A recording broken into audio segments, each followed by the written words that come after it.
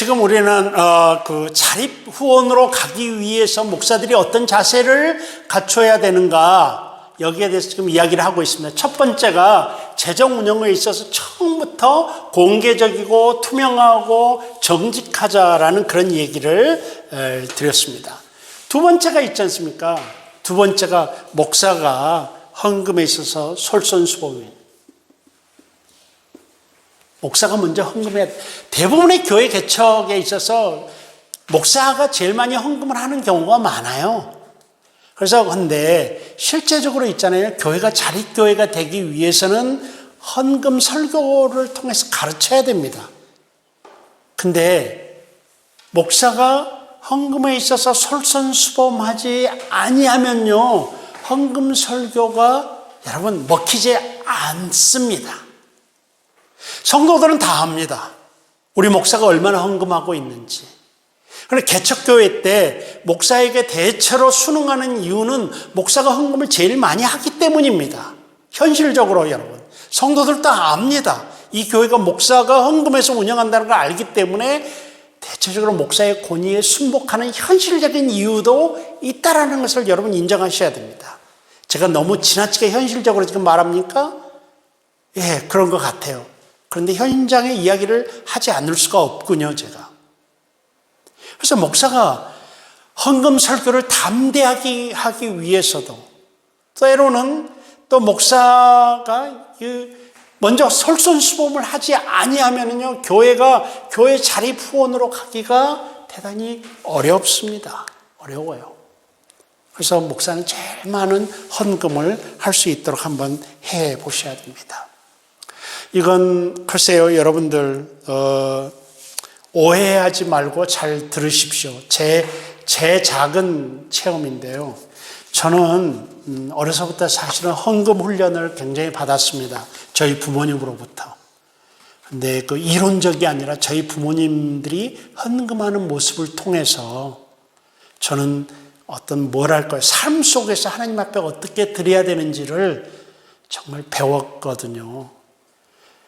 여러분, 제가 어렸을 때 저희 집이 굉장히 부자였거든요. 그런데 있잖아요, 아버지가 갑자기 뭐 그냥 속된 표현 하나만 쓸게요. 헷가닥 해가지고 목사가 되겠다는 거예요. 그래가지고 있잖아요, 아버지가 이제 충신을 졸업해야 되니까 서울로 다 올라왔죠.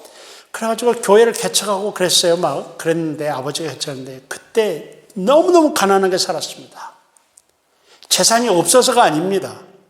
고향에 재산이 엄청 있었습니다. 그런데요, 진짜 가난하게 살았습니다. 버스표가 있었는데 날마다 버스표 2장씩 받아가지고 중학교를 다녔습니다. 돈이 하나도 없으니까. 여러분, 그렇게 가난하게 살았습니다. 근데요, 그 많은 재산이 어디로 간지 아십니까? 하나님 앞에 헌금하는 데 다 갔습니다.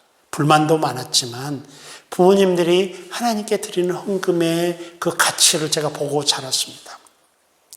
불만도 많았지만 그게 제 몸에 배었고, 하나님 앞에 내가 내 하나님을 만난 뒤에 나도 부모님들처럼 하나님께 드려야 되겠다라는 각성이 있었죠.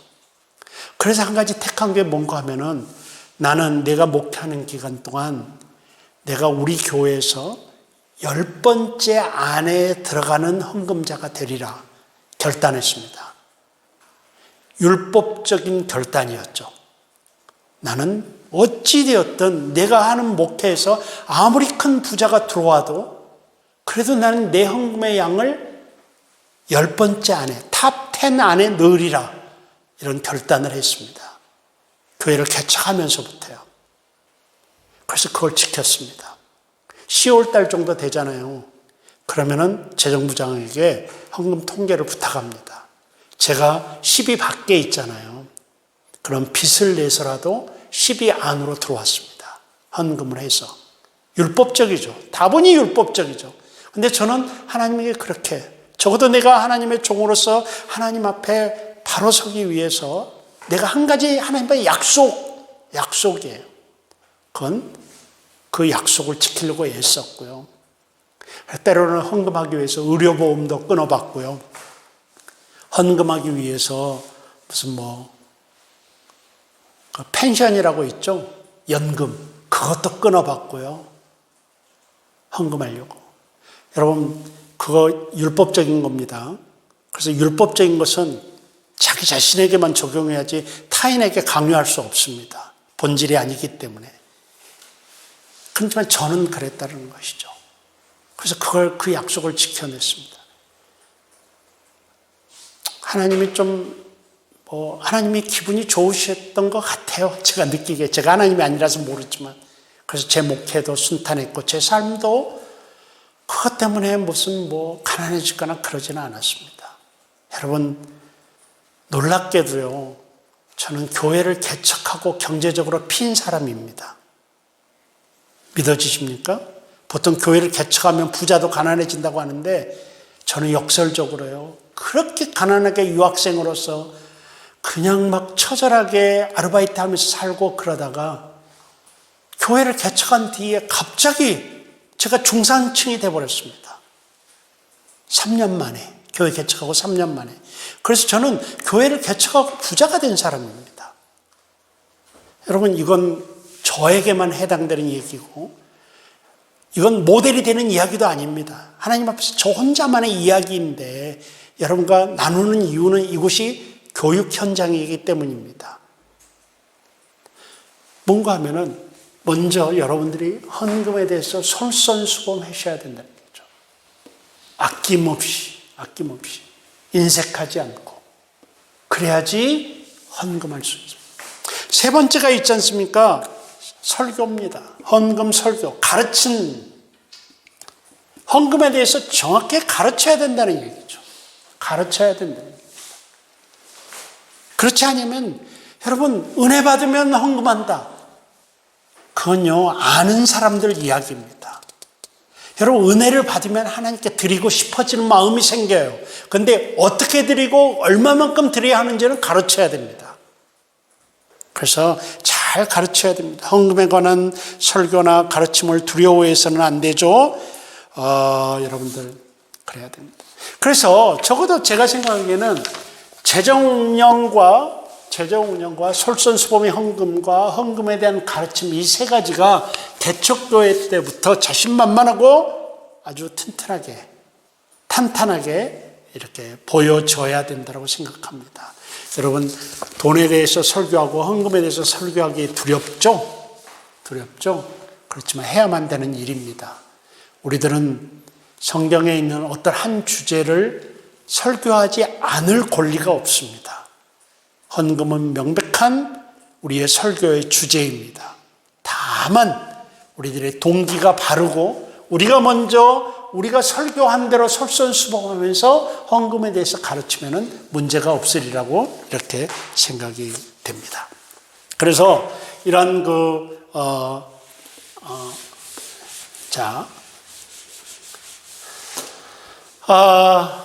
지금 우리는 후원그룹 준비해서 많은 후원그룹 중에 재정후원그룹에 대해서 이야기를 했고요. 재정후원그룹은 본인 후원그룹, 개인 후원그룹, 기관 후원그룹, 교회 자립후원그룹 4가지가 있다.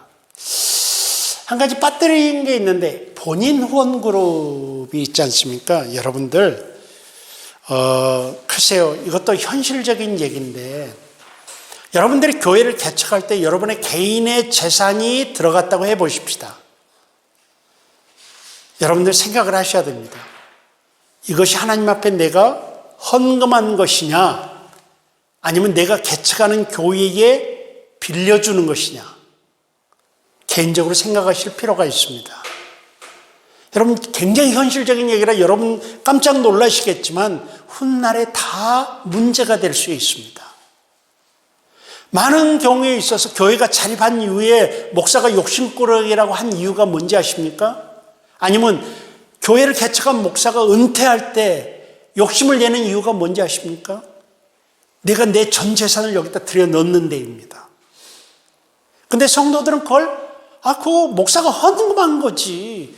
하나님의 자기가 설교할 때는 하나님한테 헌금하면 잊어버리라고 하면서 자기는 교회 개척할 때 헌금했으면서 나중에 은퇴할 때는 아니면 교회가 어디로 딴 교회로 갈 때 내가 이만큼 여기다 들여놓았으니까 이걸 달라고 한다라고 성도들은 생각한단 말이에요. 여러분, 현장에 너무 많은 이야기입니다. 지금 이 이야기가.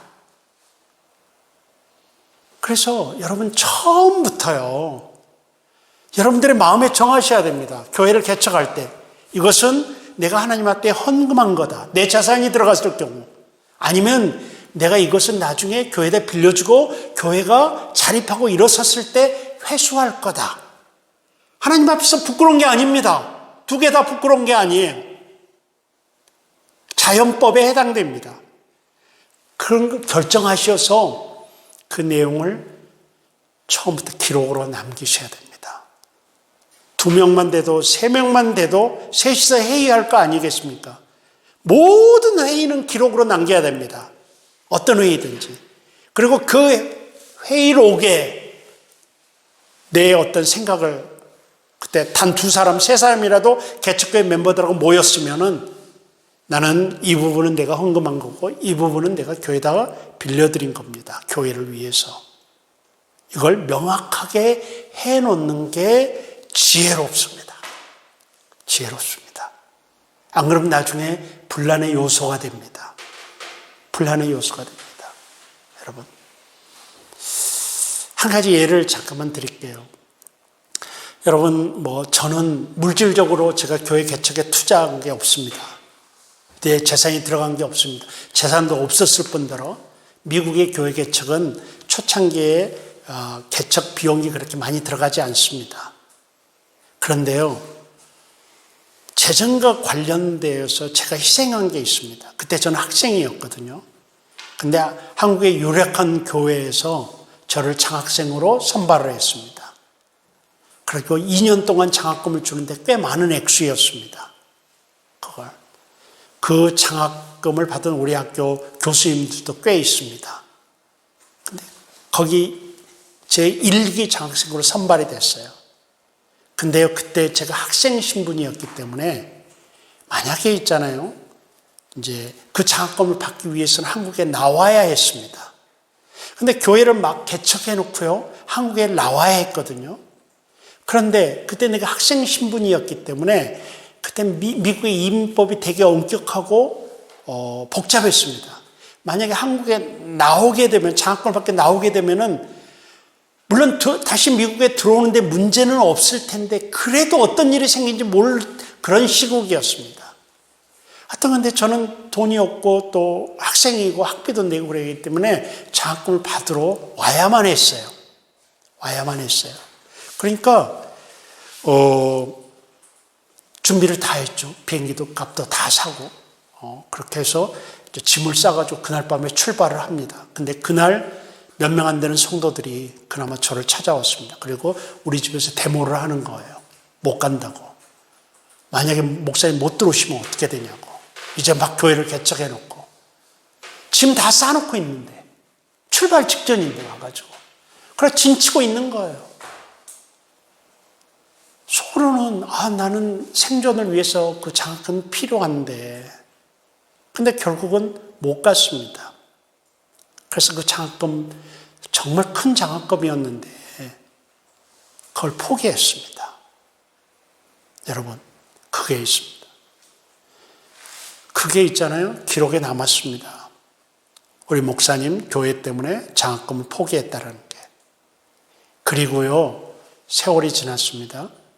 제가 그로부터 2년 동안 공부를 중단했죠. 학생으로서 교회를 개척해놓고, 그리고 3년 차 되는 해에 교회가 조금 여유가, 이제 시간적 여유가 있어서 공부를 다시 시작했습니다. 그리고 그 과정 속에서도 이제 휴학을 한 상태가 아니기 때문에 학비는 조금씩 들어갔습니다. 공부를 안 해도. 근데요, 이민교회에서 보기 드문 현상인데 교회에서 제 나머지 학비를 그 후에 다 댔습니다. 교회가 경제적으로 자립을 해가는 과정에서. 그게 그러니까 이게 뭐 적당한 애화가 될지 모르겠지만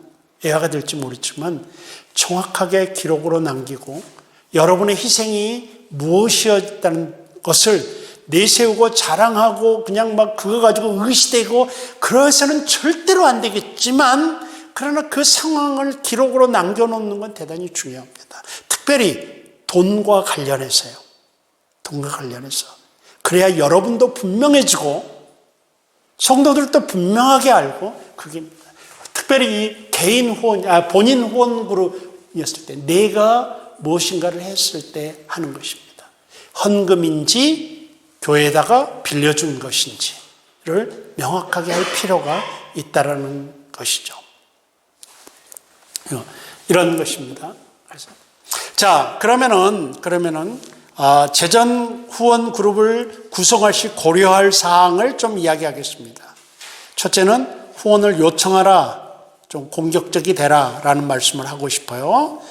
그리고 그래서 도움을 구하기를 두려워하지 말아야 됩니다, 여러분.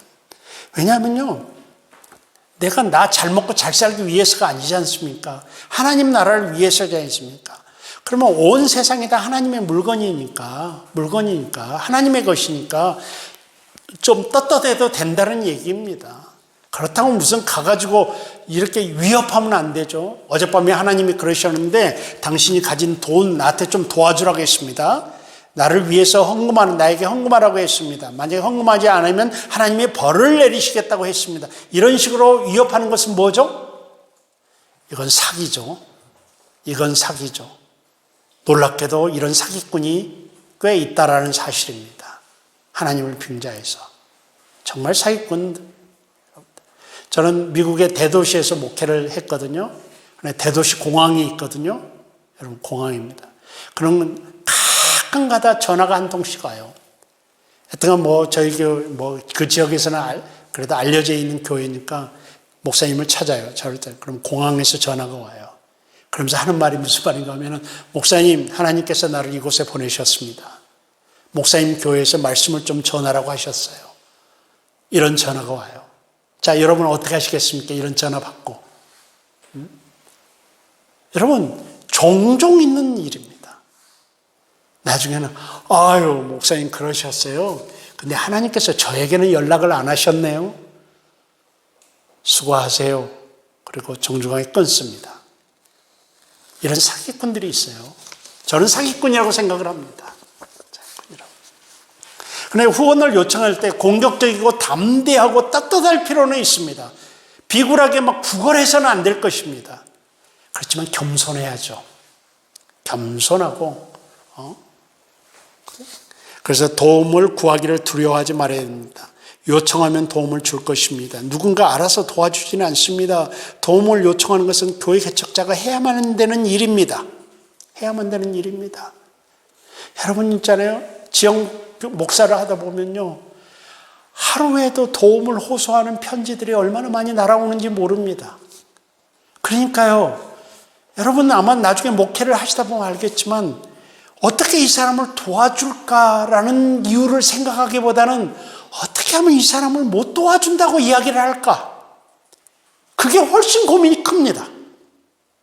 어떻게 이 사람을 왜? 교회 재정 규모도 있고요, 연 예산도 있고요, 이런 것도 이미 있는데 갑자기 어떻게 하기가 어렵거든요. 또 저는 그런 목회는 못했습니다. 그런 목사가 함부로 결정해가지고 도와주고 이런 목회는 저는 안 해봤습니다. 다들 갑자기 쓰는 돈이 있으면 다 장로님들에게 애걸복걸 해가지고 합시다 해가지고 협조를 얻어서 했지, 내 마음대로 집행해보고 그런 목회는 못 해봤어요. 그러니까 도움을 호소하는 그런 편지들이 오게 되면 어떻게 이걸 거절하나? 이런 거. 이게 더 큰 걱정이었거든요. 그런데요, 하나님이 도와주시겠지 하고 가만히 앉아 있어요? 그건 말도 안 돼요. 적극적으로 좀 공격적이고, 그러나 겸손하게 도움을 요청하기 위해서 애써야 됩니다. 교회 개척자가 그 정도는 해야죠. 교회 개척자 그 정도의 어떤 그 모습, 어떤 면에서는 뻔뻔함, 이런 게 좀 있어야죠. 그래서 하나님의 자원들을, 그러니까 문제는 자원이 없다거나 후원자가 되려는 사람이 없다는 것이 아니라 교회 개척자가 후원을 요청하지 않거나 잘못 요청하기 때문에, 하나님의 백성들이 교회 개척자의 삶의 헌신이 그들의 후원과 물질적 도움을 받을 만한 가치가 있다고 생각하면 그들은 참여할 것이다 라는 그런 것입니다. 여러분, 그래서 최선을 다한 준비와 지혜로운 전략을 통해 후원을 요청하셔야 됩니다. 좀 후원 요청 브로셔도 좀 잘 잘 만들고요. 그러세요. 여러분, 내가 10,000원의 후원을 받을 수 있다라고 한다면은 여러분은 얼마까지 투자를 하겠습니까? 내가 10,000원의 저 사람에게, 저 대상에게 10,000원의 후원을 받을 수 있다라는 확신이 들면은 그 10,000원의 후원을 받기 위해서 내 쪽에서 얼마를 투자하겠습니까, 여러분? 얼마 투자할 것 같아요? 얼마 투자할 것 같아요? 여기 앉아 계신 분들. 얼마? 생각 없어요? 저는 9,000원까지도 투자합니다. 저는 9,000원까지도 투자합니다. 10,000원의 확신이 있다고 한다면 1,000원 남거든요. 예. 근데요, 10,000원의 후원을 받기 위해서 100원도 투자하지 않으려고 그래. 여러분, 그건 저는 문제가 있다고 생각을 합니다. 그러니까 오늘날 이 시대의 문화 수준을 생각하셔야 됩니다. 이 시대의 문화 수준과 삶의 형태들을 생각하셔야 됩니다. 전략 좋죠. 전략 좋죠. 근데 여러분 생각해 보십시오. 갱지에다가 이면지에다가 후원 편지 써서 오늘 이 시대의 문화적 수준에 맞지 않습니다. 여러분, 교회 개척을 하면서 이렇게 생각을 해 보십시오. 주보를 만듭니다. 많은 사람들이 주보는 한 주 쓰고 버리니까 좀 가격 싸게 대충 해가지고 순서만 나오면 되지, 싼 종이에다가, 이렇게 생각을 하십니다. 근데 저는 생각이 다릅니다. 개척교회 주보 쌈박하게 만들어야 됩니다. 조금 질 좋은 종이에다가 조금 반짝반짝하게 디자인 잘 해가지고. 왜? 이 시대의 문화를 고려하셔야 됩니다. 물론 전략하자는 사람들이 틀렸다라는 게 아닙니다. 맞아요. 주보 아무렇게나 만들면 어때요? 순서만 나오면 되지. 싸게 그냥 이렇게 해서. 근데 그것도 맞지만 제가 바라보는 관점도 맞습니다. 그리고 저는 확신하고 있는 게 열매가 다릅니다. 교회 이미지가 달라집니다. 주보 한 장에도 달라지는 것입니다. 그러니까 이런 것들, 그건 제 목회가 아니고 제 철학이에요. 저는 10,000원의 후원이 있을 거라는 확신이 있으면 9,000원까지도 투자한다니까요. 그래도 이익이에요. 1,000원 남어. 그래도. 물론 1,000원만 투자해서 10,000원이 나오면은, 1,000원만 투자해서 10,000원이 후원을 받는다면 정말 좋죠. 왜? 그럴 수만 있으면 그렇게 하죠. 최대한에서. 근데 맥시멈으로 저는 9,000원까지도 투자합니다. 이런 모습들, 조금은 공격적으로 후원을 요청을 하라는 것입니다. 후원 요청. 그리고 두 번째가 있잖아요. 구걸하면 안 됩니다. 목사, 정말 영적인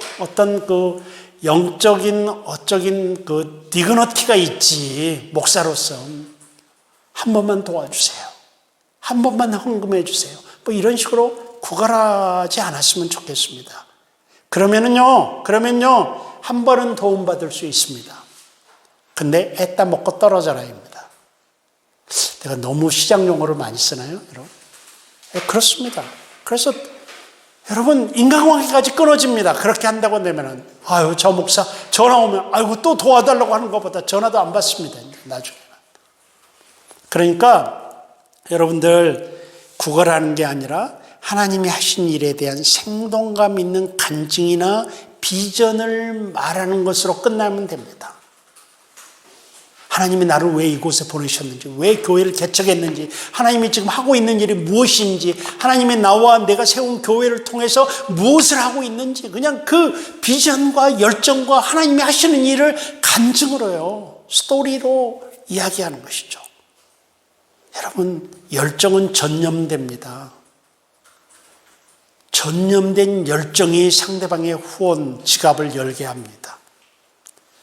이걸 좀 기억하셔서 절망스러운 형편 등을 호소하는 부정적인 방법으로 후원을 요청하지 않습니다. 비전이 공유될 때 돈이 나옵니다, 여러분. 여러분 보세요. 사기꾼에 왜 속아 넘어갑니까? 우리가 사기꾼에 왜 속아 넘어가죠?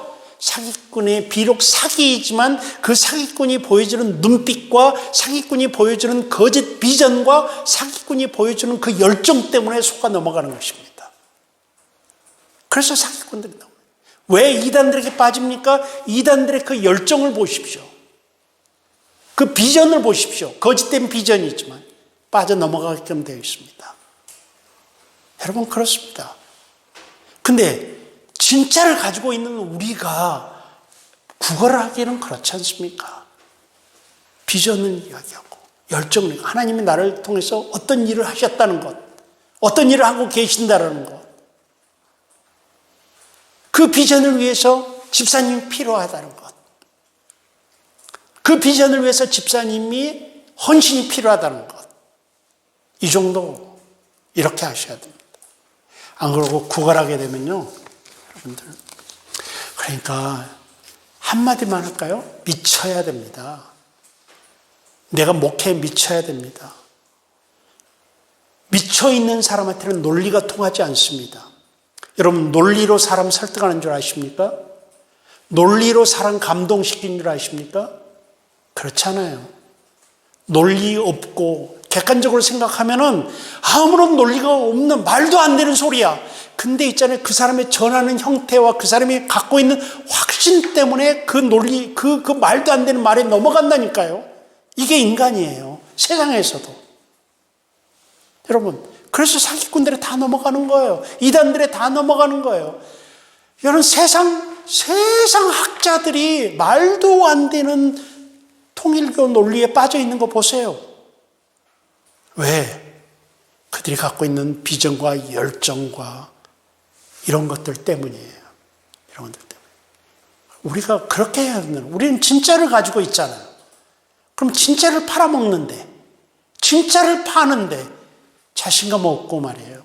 구걸하듯이 이렇게 하면 안 된다는 것이. 그래서 재정 후원을 요청할 때 하나님이 하신 일에 대한 생동감 있는 간증이나 비전을 말함으로 후원을 요청합니다. 의무감을 강조하거나 교묘한 방법을 쓰지 않습니다. 교묘한 방법이 매니플레이션인데 은근히 사람들 이렇게 하는 인간적인 방법 쓰지 않습니다. 쓰지 않습니다. 그저 도와달라는 것보다 구체적인 프로젝트를 제시합니다. 집사님 후원해 주세요라는 말보다 집사님 교회 앰플리파이어, 앰프 하나 사주세요. 이게 훨씬 더 설득력 있습니다. 우리 사람들의 본성인데요. 하나님께 드리는 것이지만 하나님께 드려도 내 눈에 보이는 것을 더 선호합니다. 뭔 말인지 아십니까?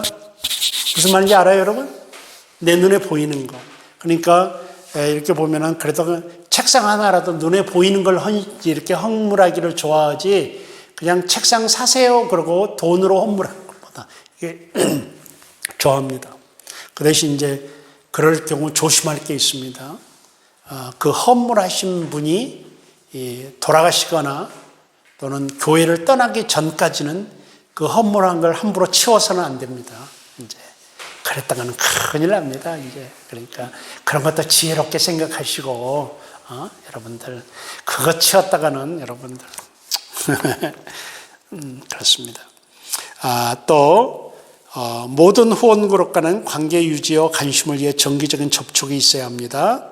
또 목회 윤리에 저촉되지 않는 범위 안에서 후원을 요청합니다. 재정 후원을 받는 것보다 더 중요한 것은 목회 윤리임을 잊지 말아야 됩니다. 그래서 몰래 어느 교회에다가 몰래 후원의 구성을 해놓는다든가 또 후원하는 후보에 무리를 일으켜서는 안 될 것입니다.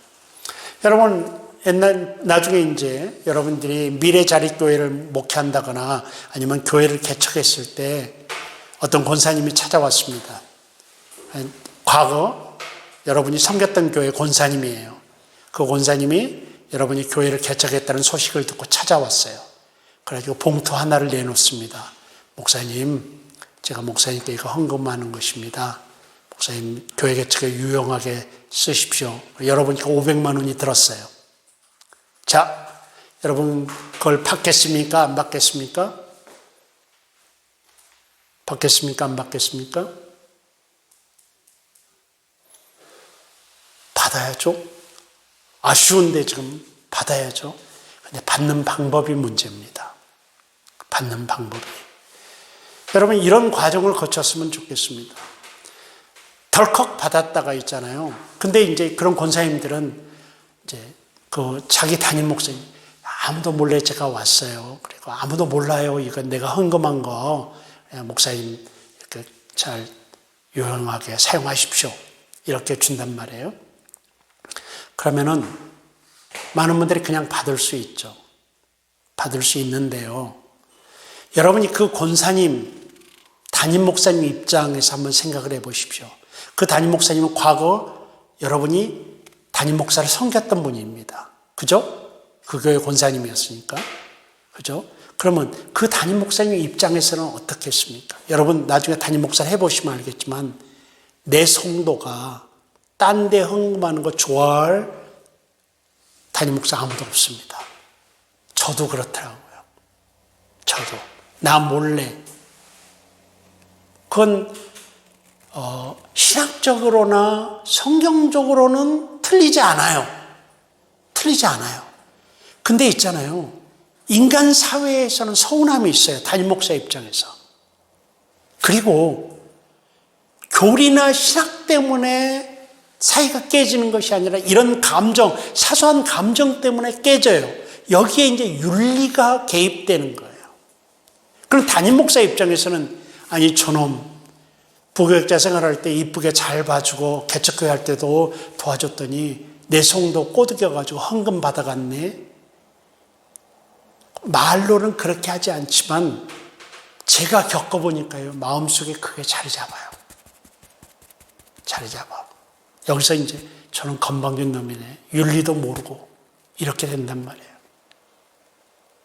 그러니까 여러분 헌금 500만 원. 좀 속된 표현을 하겠습니다. 돈 500만 원 때문에 중요한 선배 목사와 관계가 단절될 수도 있습니다.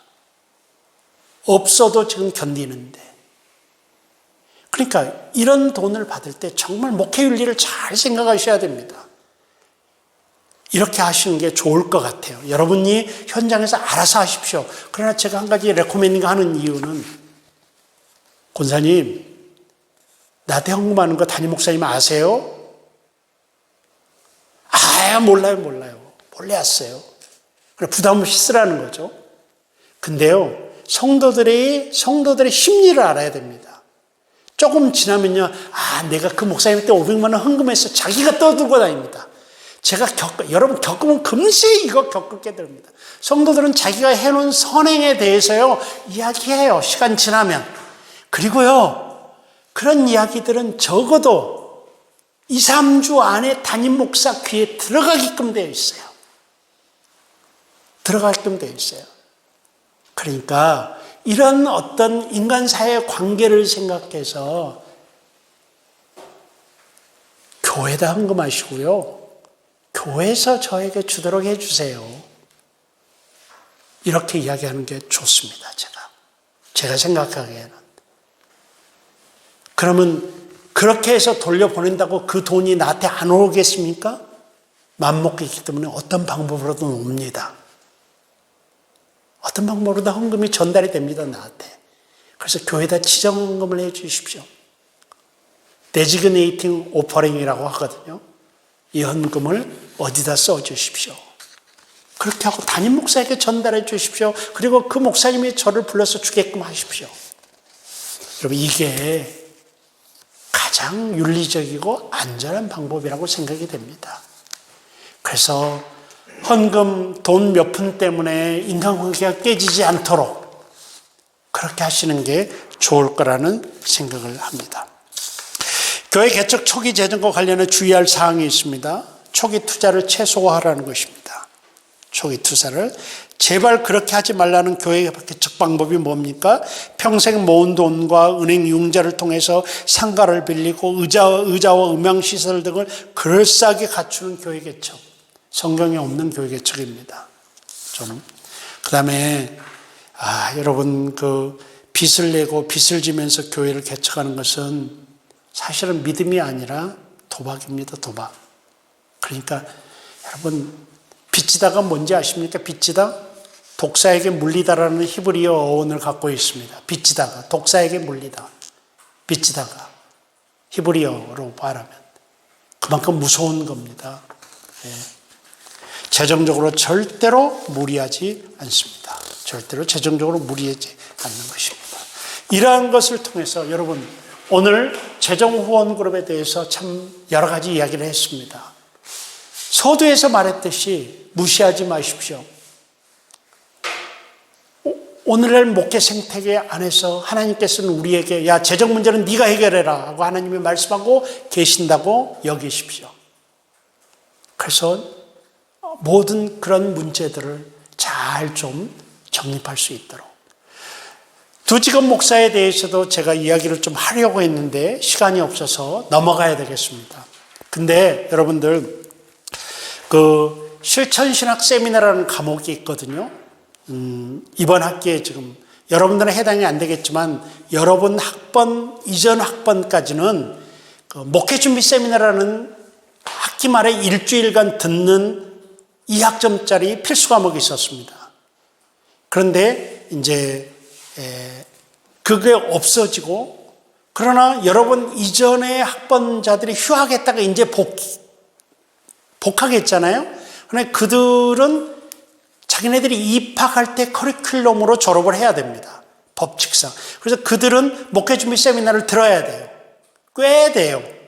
근데 이번 학기에 그 학생이 제가 생각하기에 약 한 60명 넘어요. 지금 70명 넘어요. 근데 대체 과목으로 실천신학 세미나라는 과목을 생겨서 그걸 듣고 있는데, 그 과목을 제가 맡고 있는데, 거기서 이 두지건 목사에 대한 강의를 한 주 했습니다. 한 타임. 그래서 이번 주 제가 1차 시, 2차 시, 그리고 3차 시에 그 강의를 좀 올려놓을까 합니다. 생각해 보겠습니다. 강의를 하는 대신 지금 제가 시간이 없어서 이제 우리 과목에서는 두지건 목사에 대한 강의를 할 수가 없습니다.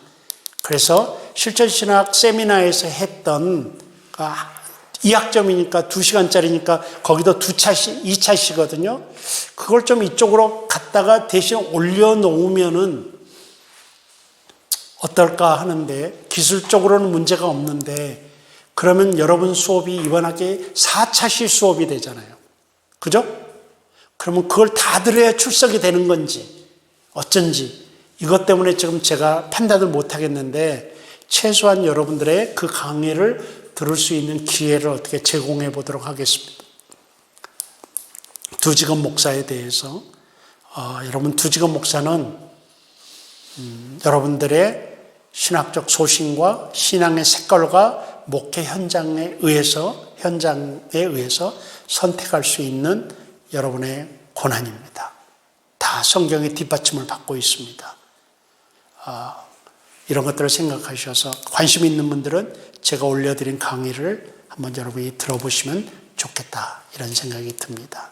자, 오늘 수업 여기서 마치도록 하겠습니다. 재정후원그룹에 대해서 오늘 모든 시간을 할애했습니다. 그만큼 중요하기 때문이에요. 여러분들 재정 문제 때문에 여러분의 소명이 꺾이는 일이 없도록 미리 준비를 잘 하시기를 주님의 이름으로 정말 부탁해 드립니다. 정말 주님의 이름으로 부탁합니다. 이 문제는 작은 문제가 아니기 때문입니다. 다음 주에 뵙겠습니다. 수고하셨습니다.